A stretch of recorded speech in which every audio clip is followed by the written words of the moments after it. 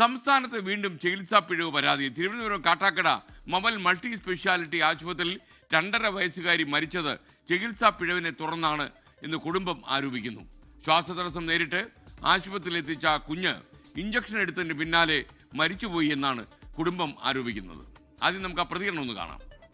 കയ്യിൽ ആദ്യം ഒരു ഇഞ്ചക്ഷൻ എടുത്ത് ബ്ലഡ് എടുത്ത് രണ്ടാമത് ഒരു ഇഞ്ചക്ഷൻ വെച്ച ഉടനെ തന്നെ മോളെ ചെറിയ അങ്ങ് കോണിപ്പോവുകയും ശ്വാസം ഇങ്ങനെ 2-3 പ്രാവശ്യമായിട്ട് വലിക്കുകയും ചെയ്തു.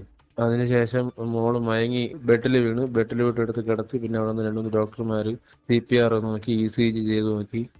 എന്നിട്ടും രക്ഷയില്ല. ഒരു 30-40 മിനിറ്റോളം അങ്ങനെ ഡിലേ ആക്കി. അതിനുശേഷം നമ്മളടുത്ത് പറയാതെ അവർ വേറെ ആംബുലൻസിൽ എടുത്ത്, അവിടെ ഉള്ള ആംബുലൻസിൽ എടുത്ത് കയറ്റി. അരുൺ ഭാര്യയാണ് ഡോക്ടറും പിന്നെ ആ ഡോക്ടറിനെ അസിസ്റ്റ് ചെയ്ത വേറെ ഡോക്ടറും ഒരു നേഴ്സും കൂടെ ആംബുലൻസിൽ കയറി. ഞങ്ങളെ കൊണ്ടുപോയില്ല. ഞങ്ങൾ ആദ്യം കയറി ഞങ്ങളെ ഇറക്കി വിട്ടു.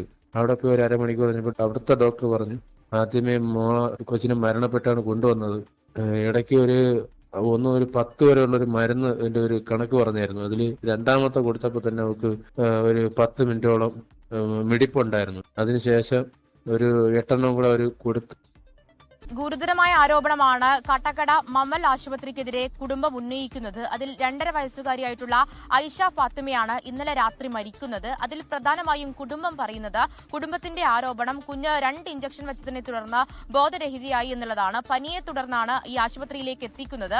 അതിനുശേഷം ഇഞ്ചക്ഷൻ വയ്ക്കുന്നു. പിന്നീട് ബോധരഹിതയായി നെയ്യാർ മെഡിസിറ്റിയിലേക്ക് എത്തിച്ചപ്പോഴേക്കും ജീവൻ നഷ്ടപ്പെട്ടിരുന്നു എന്നുള്ളതാണ്.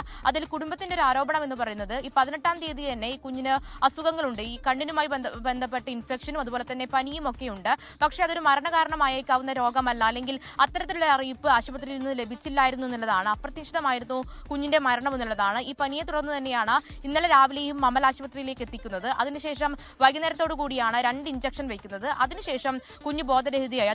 അതിന് മിനിറ്റുകൾക്ക് മുന്നേ പോലും കുഞ്ഞ് മിഠായി കഴിച്ചിരുന്നു. അതുപോലെ തന്നെ കുഞ്ഞ് അച്ഛനോട് സംസാരിച്ചിരുന്നു അടക്കമുള്ള കാര്യങ്ങളാണ് ഈ കുടുംബം പറയുകയും ചെയ്യുന്നത്. എന്നാൽ ആശുപത്രി അധികൃതരുടെ വിശദീകരണം എന്ന് പറയുന്നത്, ഈ കുത്തിവെച്ച 2 ഇഞ്ചക്ഷനും അതൊരു മരണകാരണമല്ല എന്നുള്ളതാണ്.